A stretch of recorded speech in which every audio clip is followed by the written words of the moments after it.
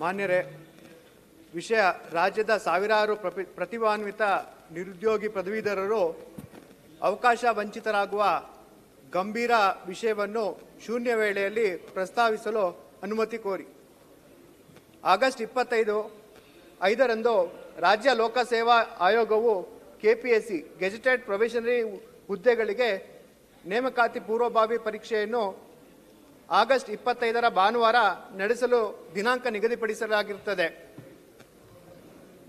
ಈ ಪರೀಕ್ಷೆಗೆ 1,70,000ಕ್ಕೂ ಹೆಚ್ಚು ಅರ್ಜಿಗಳು ಬಂದಿವೆ ಎಂಬ ಮಾಹಿತಿ ಇದೆ. ಆದರೆ ಕೇಂದ್ರ ಸರ್ಕಾರದ ಬ್ಯಾಂಕಿಂಗ್ ಪರೀಕ್ಷೆ IPBS institute of banking personal selection ಅದೇ ದಿನದಂದು ನಡೆಯುತ್ತಿರುವುದು.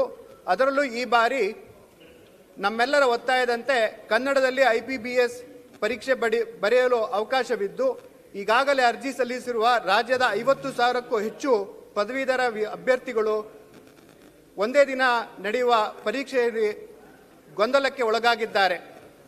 ರಾಜ್ಯದ ಲಕ್ಷಾಂತರ ಪರೀಕ್ಷಾ ಅಭ್ಯರ್ಥಿಗಳು ಇದರಿಂದ ಅವಕಾಶ ಆಗಲಿದ್ದಾರೆ. ಇದೊಂದು ಅತ್ಯಂತ ಗಂಭೀರ ವಿಷಯವಾಗಿದ್ದು, ರಾಜ್ಯ ಸರ್ಕಾರ ಕೂಡಲೇ KPSCಯು 25/8/24ರಂದು ನಿಗದಿಪಡಿಸಿರುವ ಗೆಜೆಟೆಡ್ ಪ್ರೊಬೇಷನರಿ ಹುದ್ದೆಗಳ KPSC ಪೂರ್ವಭಾವಿ ಪರೀಕ್ಷೆಯನ್ನು ಈ ಕೂಡಲೇ ಮುಂದೂಡಿ ದಿನಾಂಕವನ್ನು ಮರು ನಿಗದಿಪಡಿಸಬೇಕೆಂದು ಮಾನ್ಯ ಮುಖ್ಯಮಂತ್ರಿಗಳನ್ನು ವಿನಂತಿಸುತ್ತೇನೆ. ಸನ್ಮಾನ್ಯ ಸಭಾಪತಿಯವರೇ, ನಾನು ತಮ್ಮ ಮೂಲಕ ಸರ್ಕಾರವನ್ನು ಆಗ್ರಹಿಸುವುದೇನೆಂದರೆ, ಈ ರೀತಿಯ ಗೊಂದಲದ ನಿರ್ಣಯಗಳಿಂದ ರಾಜ್ಯದ ಪದವೀಧರ ಅಭ್ಯರ್ಥಿಗಳು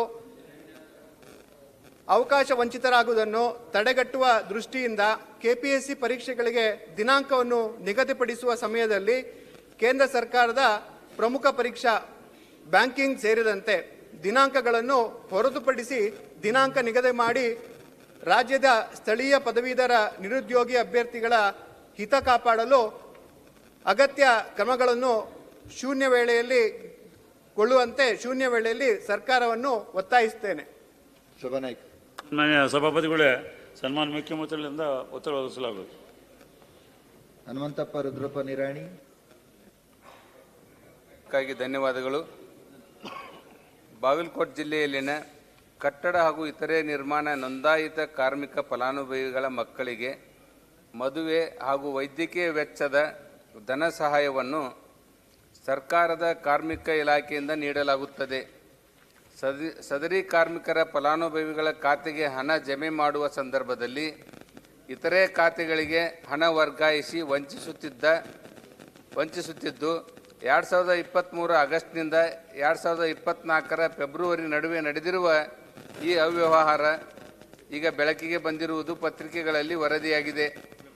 ಆರೋಪಿಯಾದ ದ್ಯಾವಪ್ಪ ತಳವಾರ್ ಎಂಬುವವನು ಕಾರ್ಮಿಕರ ಅರ್ಜಿ ಸಂಖ್ಯೆ ಹಾಗೂ ಫಲಾನುಭವಿಗಳ ಹೆಸರು ಸರಿಯಾಗಿ ಬರೆದು ಬ್ಯಾಂಕ್ ಖಾತೆ, ಬ್ಯಾಂಕ್ ಸಂಖ್ಯೆ ಹಾಗೂ IFS ಕೋಡನ್ನು ಮಾತ್ರ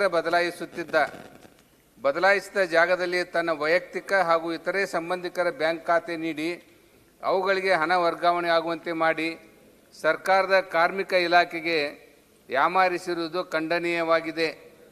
ಆರೋಪಿಯ ಆಪ್ತರ ಖಾತೆಗೆ ಅಂದಾಜು 400ಕ್ಕೂ ಹೆಚ್ಚು ಕಾರ್ಮಿಕ ಫಲಾನುಭವಿಗಳ ಖಾತೆಯಿಂದ ಸುಮಾರು ರು.